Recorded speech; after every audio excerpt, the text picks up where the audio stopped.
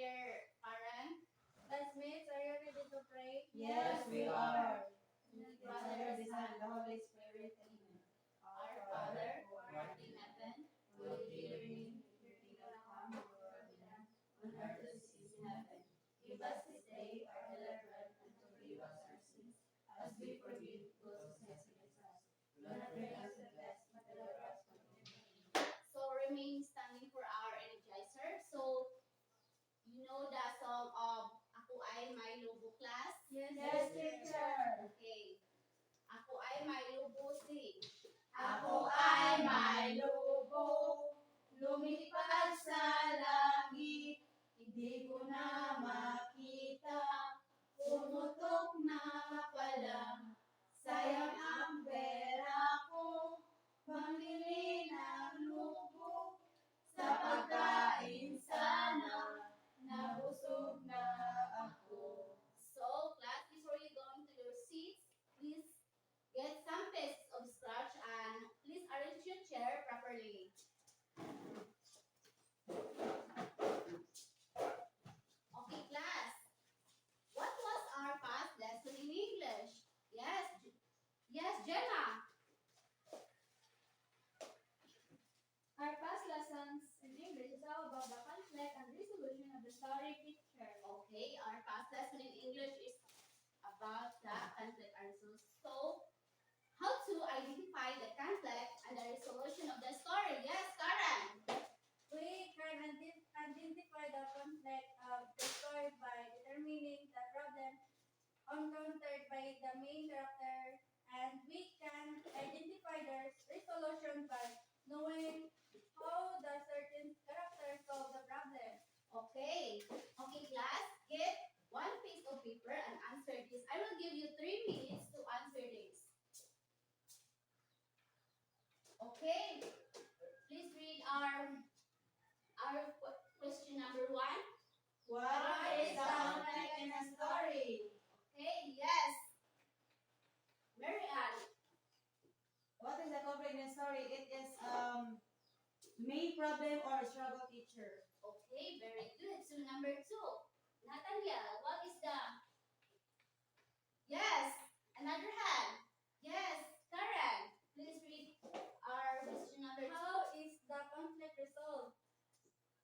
By finding a solution to the problem picture. Okay, very good. So number 3, please read our question number 3. Why is the resolution important? Okay, who wants to answer? Yes, Gemma.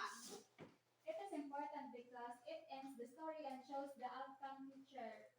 Okay, very good. So please give yourself five claps. Class, I have here worksheets containing a various simple drawings. So all you need to do is to label it by using a or an. Understand, class? Yes, teacher. So I will give you 2 minutes to answer this or label it. Okay.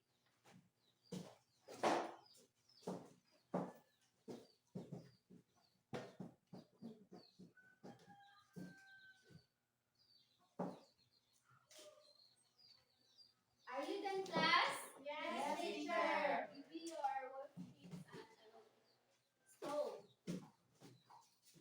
so in number 1, what is this? A ball, teacher. A ball is an apple or an umbrella? A ball or an ball?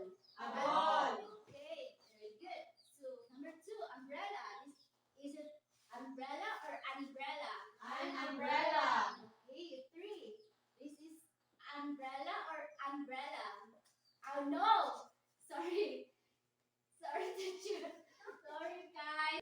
Number 2, this is elephant or an elephant? An elephant. Okay. Number 3, this is an apple or an apple? An apple. 4, this is a book or an book? A book. Okay.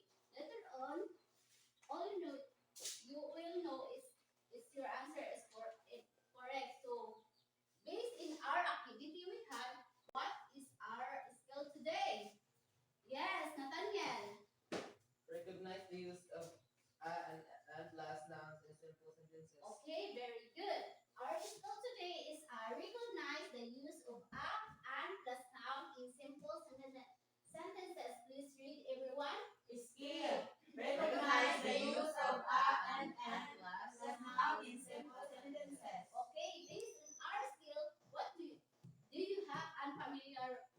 words, class?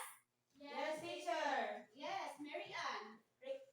Recognize teacher. Okay, recognize.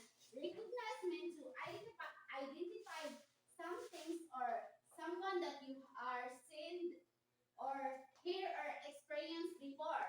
Okay, another. Yes. Now, teacher. Okay, a noun is a person, place, or idea. Ideas or a quality. Another hand. No more. Okay, More class. teacher. So, based in our skill, what do you think is our problem? Yes, Gemma. Our problem is how to recognize the use of a and plus noun in a simple sentences. Okay, very good. Our problem today is how to recognize the use of a and plus noun in simple sentences. So, please, everybody, please read our problem. Problem.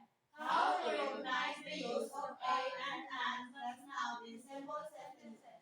Okay, very good. So class, I have here an Ariel. Yeah, so I have here a simple problem.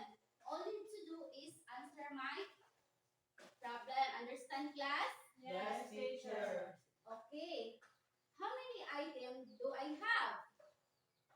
3, teacher. This is umbrella, a book, and what is this? Pen.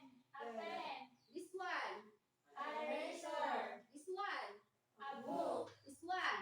Umbrella. Okay, how many items do I have? 4, teacher. Okay, if I take away the umbrella, how many umbrella how many items will be left? If I okay, Gemma. 3, teacher. Okay, very good. So if I have an umbrella and another umbrella, how many items do I have? 2, No, teacher. don't answer in chorus. Yes, Gemma. 2, teacher. Okay, very good. So class, please get another piece of paper and answer this.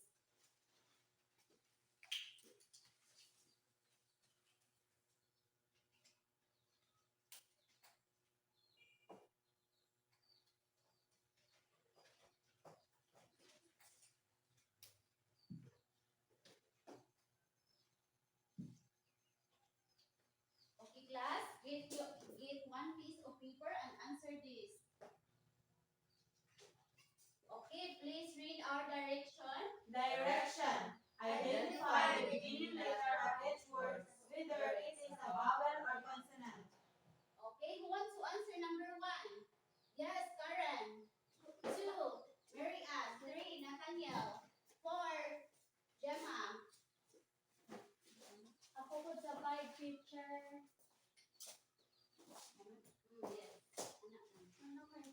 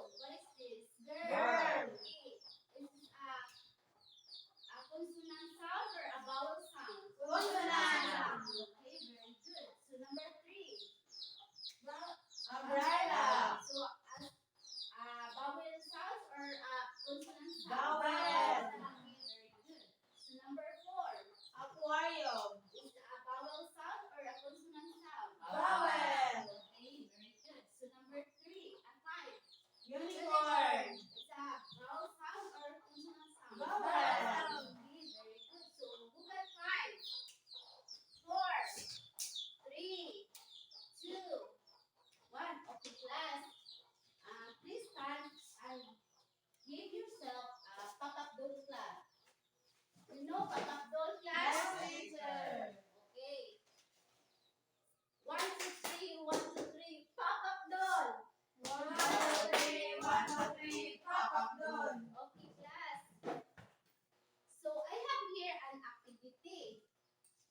So all you need to do, I will group you into two. This is group 1 and group 2. And all you need to do is to pick picture her here and paste her in Manila paper. You understand, class? Yes, Yes, teacher. teacher.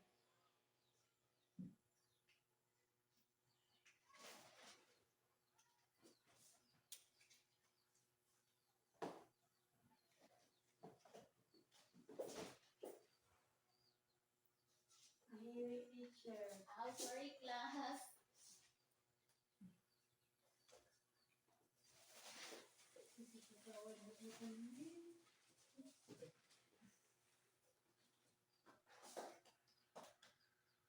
Please stand, class, and cover.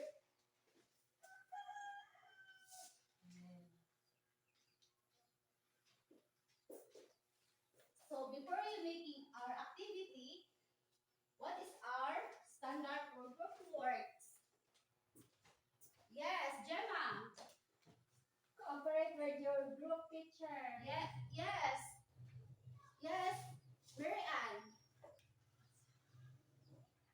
What teacher? Don't roam around. Okay. Yes, Karen. Make your voice loud. Okay, very good. Yes, another hand. Yes, Nathaniel. Yes, Gemma.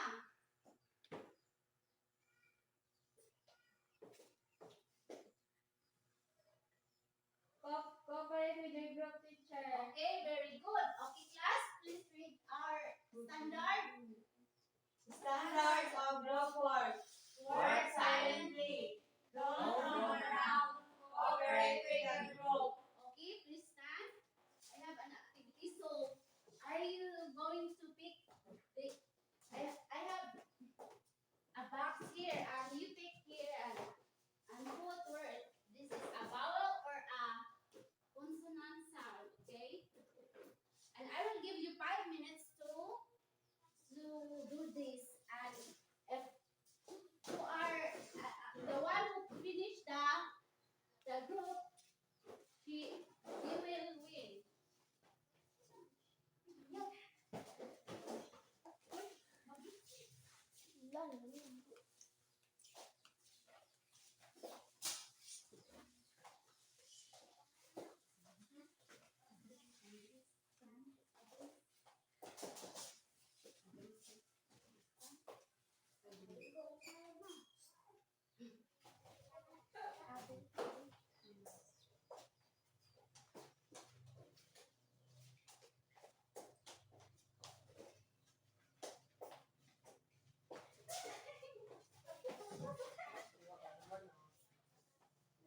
Are you done? No, teacher.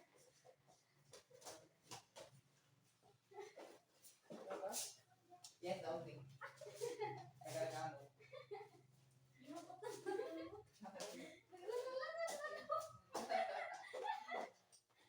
Okay. Okay, please slow down, class.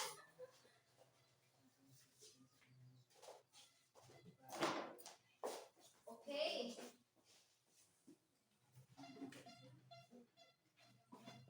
Who wants to report? Gemma and Karen will report the activity. Okay. I don't Before know. that, I draw what was picture. our standard in reporting? Yes. Stand straight. Make your voice loud. Gemma. Yes. Listen to the reporter teacher. Okay, very good. Wait.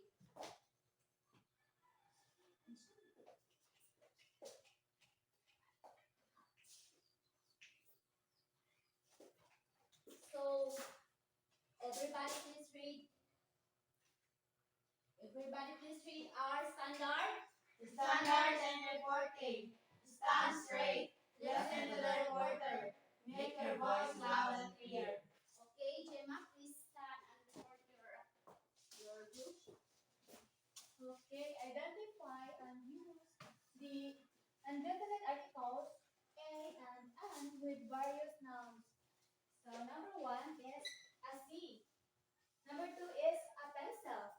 Number 3 is a bag. And number 4 is a book. So so number 2 is an eraser. Okay, thank you. Okay, Karen, identify and use the indefinite articles a and am with various nouns. okay, 1, a girl. 2, a cat. 3, a pen. And 1 is an egg. okay, very good. This is all done. So number 1 is incorrect. A girl or a girl? A girl. Okay, girl. Okay, number 2. A cat or a cat? A cat. Okay, very good. So number 3. A ball pen or an ball pen? A ball pen. Okay. A consonant is an ink or a ink? An ink. Okay, very good. The group 2 have 4 points. So no 2. So an ocean is an ocean or a ocean? An ocean. Wrong. This is wrong because it's an ocean. Okay, number 2 is a pencil or a pencil? Pencil. Okay, very good. So number 4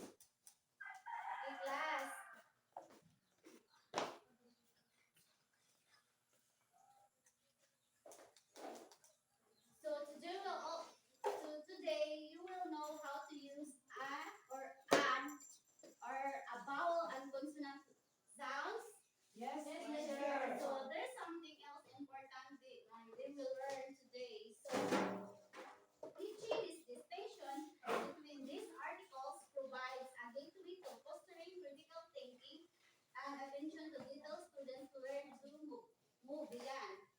So superficial observation or feeling delves into the deeper understanding of pronunciation. Class, I have here an simple questions. What do a and an mean? Yes, Nathaniel. Why are you laughing there?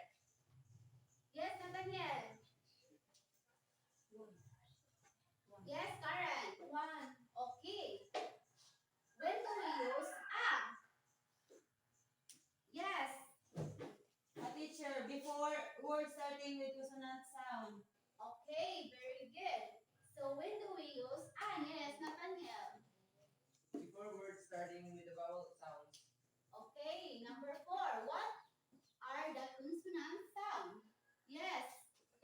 A sound like B, C, D, and etc.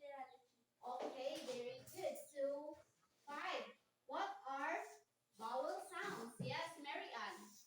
Vowel sound is a, I, o, o. Okay, very good. So now get another piece of paper and answer this.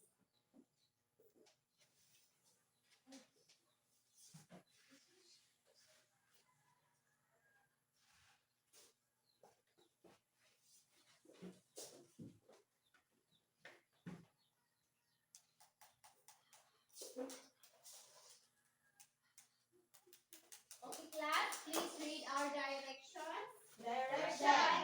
Identify and write the correct articles to complete the following sentences. Okay, I will give you 3 minutes to answer that. Are you done, class? Yes, teacher. Okay, who wants to answer number 1? Okay, number 1. Yes, Daniela. Oh, yes. Yes, Jelanis. What? Shalonika. Shalani. Shalani, yes. Here. You answer number 1. And 2, you are number 2. And number 3, yes. Number 4. And Jana, number 5.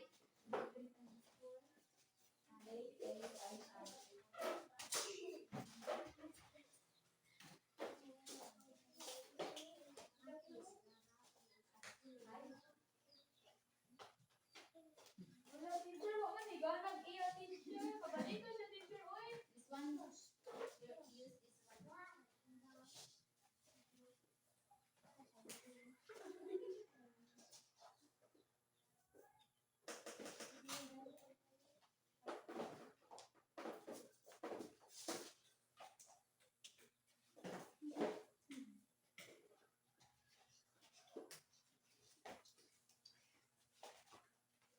Okay. Okay, read number 1. Everybody please read number 1. It is hard. Is it correct? Yes, teacher. Okay, why do you use a? Because